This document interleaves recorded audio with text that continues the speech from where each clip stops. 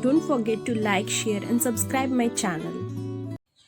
Welcome back student in concept clear with Jyoti. तो previous video में हम लोग देखे थे टैक्सॉन हायरार्की के बारे में। तो ये पूरा चार्ट है जिसमें दिख रहा है स्पीसीज के बाद genus, then family, order, class, phylum और डिवीजन एंड देन किंगडम।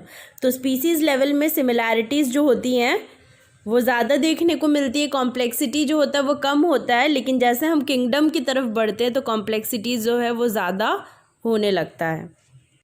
फिर एक बात और कि जो फाइलम होता है वो एनिमल्स के लिए यूज़ होता है, division word is use for plants.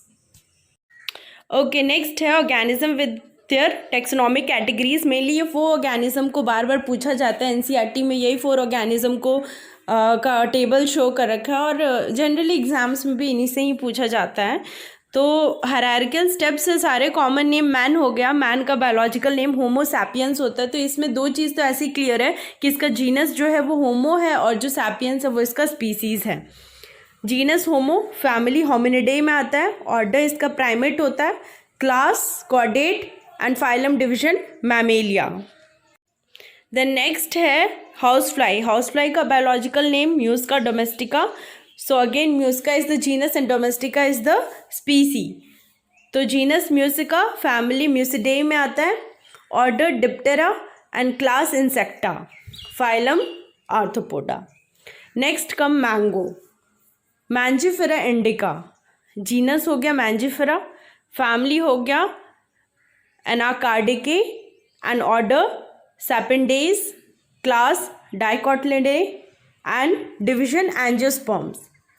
Then wheat, Triticum aestivum, genus is Triticum and family is Poaceae and order Poales, class Monocotyledon and again division Angiosperm। तो इसे आप लोग याद कर लीजिए अच्छी तरीके से, इंपॉर्टेंट है ये टेबल।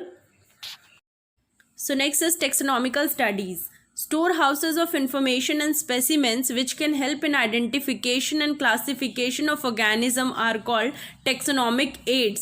ऐसा स्टोर हाउस जिसमें हम लोग स्पेसिमेंट्स को स्टोर करके रख सकते हैं, चाहे वो किसी भी फॉर्म में हो, ताकि उसका आइडेंटिफिकेशन और क्लासिफिकेशन करना बहुत ही ईजी हो जाए। मतलब उसमें सारी डिटेल्स लिख के रखेंगे कि ये क्या चीज़ का स्पीसीज़ है, कहाँ का है, एवरीथिंग। तो उसको कहते हैं टेक्सोनॉमिक एड्स।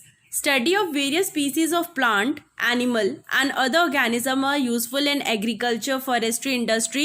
ये सब इसके एप्लीकेशन है, कहाँ कहाँ पे यूजेस आते हैं इसके। एग्रीकल्चर में यूज़ आते हैं, फॉरेस्ट्री में यूज़ आते हैं, इंडस्ट्री में यूज़ आते हैं। These studies are useful to know about our bioresources and their diversity। तो इस तरह की स्टडी बहुत ही इम्पॉर्टेंट है अगर हम अपने रिसोर्सेज के बारे में जानना चाहते हैं और डाइवर्सिटी के बारे में जानना चाहते हैं। These help in identification, naming and classification of organism. और इससे क्या क्या हेल्प मिल सकता है कि कोई भी स्पीसीज़ को आप आइडेंटिफाई कर सकते हो, उसका नाम यानी नॉमेनक्लेचर कर सकते हो, एंड क्लासिफिकेशन ऑफ ऑर्गेनिज्म, उसको एक ग्रुप में प्लेस कर सकते हो बाय नोइंग देयर कैरेक्टरिस्टिक्स। तो स्टूडेंट्स अगर पहले टेक्सोनॉमिकल एड्स के बारे में बात कर ले तो पहला है herbarium. What is herbarium? It is the store house of plant specimen.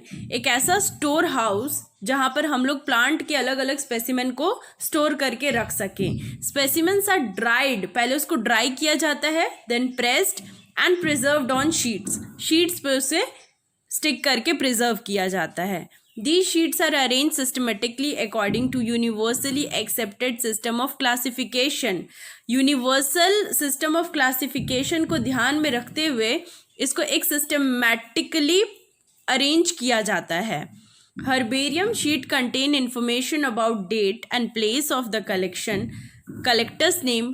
ये सारे information आपको शीट में लिखना होगा कि date and place of collection, कहाँ से आपने कलेक्ट किया है पर्टिकुलर स्पेसिमेन को, कलेक्टर्स नेम किसने कलेक्ट किया है, उसका लोकल नेम क्या है और साइंटिफिक नेम क्या है और वो कौन से फैमिली में आता है, etcetera detail you have to specify in it. It provide quick referral system in taxonomical studies. और ये टेक्सोनॉमिकल हायरार्की को, क्लासिफिकेशन को बहुत ही ईजी कर देता है और बहुत ही हेल्पफुल होता है। तो इस तरीके से हम लोग सारे प्लांट स्पेसिमेन को क्लासिफाई कर सकते हैं। So next taxonomical aid is botanical garden. Botanical garden is a place where plants are grow and displaced for the purpose of research and education. Botanical garden एक ऐसा place है जिसको research purpose से, education purpose से बनाया गया है. Each plant contain labels indicating their scientific name and family. तो सारे ही प्लांट्स में उसका कॉमन नेम, साइंटिफिक नेम और वो कौन से फैमिली से बिलोंग करता है, ये सारे इन्फॉर्मेशंस रहते हैं ताकि स्टूडेंट्स लोग को हेल्पफुल हो एजुकेशन पर्पस के लिए. सम फेमस बोटानिकल गार्डन्स, इनके नाम हैं Indian botanical garden in Calcutta, national botanical research institute Lucknow, garden of medicinal plants north Bengal university west Bengal. तो ये 3 जो फेमस है ये इंडिया के हैं. इसके अलावा फॉरेन्स के भी हैं, तो आप उसको रेफरेंस बुक में देख सकते हैं. So third taxonomical add is museum. Museum is the place of collection of preserved plant and animal specimen for study and reference. जैसे botanical garden बस plants के लिए था, वैसे बस animals के लिए museum होते हैं. And specimens are preserved in containers or jars in preservative solution and can be preserved as dry also.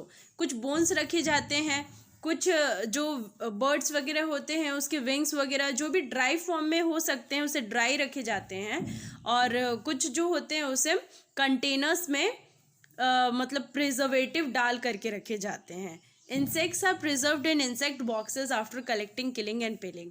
तो इंसेक्ट्स को पहले लिया जाता है, उसे किल किया जाता है, देन पिन किया जाता है. इस प्रोसेस से उसे इंसेक्ट बॉक्स में रखा जाता है. Large animals are stuffed and preserved. और लार्ज एनिमल्स के जो अंदर वाले इनर पोर्शन है उसमें कुछ मटेरियल्स डालकर फिल किया जाता है जिसे स्टफ़ कहा जाता है, और तब उसे प्रिजर्व किया जाता है.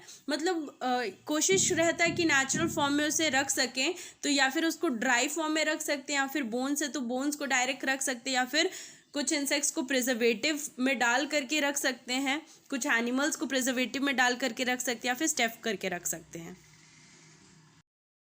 So fourth taxonomical aid says zoological park. Zoological park word, zoos word stand for animals. Zoological park is the place where wild animals are protected under similar to their natural habitat. एक natural habitat देने की कोशिश रहती है और उसी habitat में wild animals को preserve किया जाता है inside zoo. It provide opportunity for studying behavior and food habits of animals. तो animals ये एक opportunity भी देता है लोगों को ताकि वाइल्ड एनिमल्स के क्या फूड हैबिट्स होते हैं, कैसे सराउंडिंग में रहना पसंद करते हैं, क्या उसके ब्रीडिंग सीजन होते हैं, उसके लाइफ हिस्ट्री के बारे में जान सकें. सम फेमस जू in India is zoological park Mysore का है, नेहरू जूलॉजिकल पार्क हैदराबाद, त्रिवेंद्रम जू एंड चेन्नई जू. ये कुछ फेमस जूलॉजिकल पार्क्स हैं.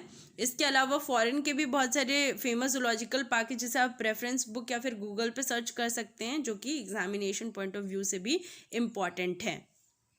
आई होप स्टूडेंट यहाँ तक आपको अच्छे से समझ में आया होगा. So the fifth taxonomical add is की. What are keys? Keys are used for identification of plant and animal based on similarities and dissimilarities. मतलब ये contrasting pair of characters को उठा करके क्या किसी भी एनिमल या प्लांट्स में सिमिलैरिटीज़ है और क्या डिससिमिलैरिटीज़ है उसके बीच में ये वर्कआउट करता है. Keys are analytical in nature and based on contrasting characters in a pair called couplet. Contrasting characters जैसे कि हम बोलते हैं white and black, fair and dark, तो ये कुछ कॉन्ट्रास्टिंग सेट ऑफ कैरेक्टर है, अपोजिट सेट्स ऑफ कैरेक्टर, इसको लेकर के काम करता है. और एक कॉन्ट्रास्टिंग सेट ऑफ कैरेक्टर को हम लोग एक पेयर को कपलेट कहते हैं. Out of 2 proposed characters, only one which is relevant is accepted while the other is rejected. जो सही है, जो relevant है, उसको accept किया जाता है और दूसरे पेयर को reject किया जाता है. जैसे जब मेंडल्स जेनेटिक पढ़ते थे तो जो पेयर डोमिनेंट होता था वो आगे प्रोसीड करता था और जो रिसेसिव है वो नहीं कर पाता था. तो उसी तरीके से जो फैक्टर रेलेवेंट है, जो कैरेक्टर रेलेवेंट है, उसको एक्सेप्ट किया जाता है और जो नॉन रेलेवेंट है उसे रिजेक्ट किया जाता है. ईच स्टेटमेंट इन अ की इज कॉल्ड अ लीड. और इसमें जो भी इंफॉर्मेशन होगा हर एक स्टेटमेंट को लीड कहा जाता है. Separate taxonomic keys are required for each taxonomic category such as family, genus, order. अलग अलग कीज चाहिए, फैमिली के लिए अलग, जीनस के लिए अलग, ऑर्डर के लिए अलग. तो ये तो कुछ मेन टेक्सोनॉमिकल एड्स थे. इसके अलावा फ्लोरा, मैनुअल, मोनोग्राफ, कैटलॉग, ये सारे भी छोटे मोटे टेक्सोनॉमिकल एड्स है, other taxonomical aids, they help in correct identification. Manual क्या करता है? Provide information for identification of names of various species in a given area. ये नेम्स को आइडेंटिफाई करने का काम करता है, एक एरिया में किस नेम से बुलाया जाता है किसी भी प्लांट्स को। और मोनोग्राफ क्या करता है? Information on any particular tax on, किसी भी पर्टिकुलर टेक्सॉन के बारे में इंफॉर्मेशन देता है। तो ये सारे ही टेक्सोनॉमिकल एड्स थे। आई होप स्टूडेंट आपको ये अच्छे से समझ में आए होंगे। अगर कोई भी डाउट्स है तो आप कमेंट में कमेंट कर सकते हैं। Thanks for watching.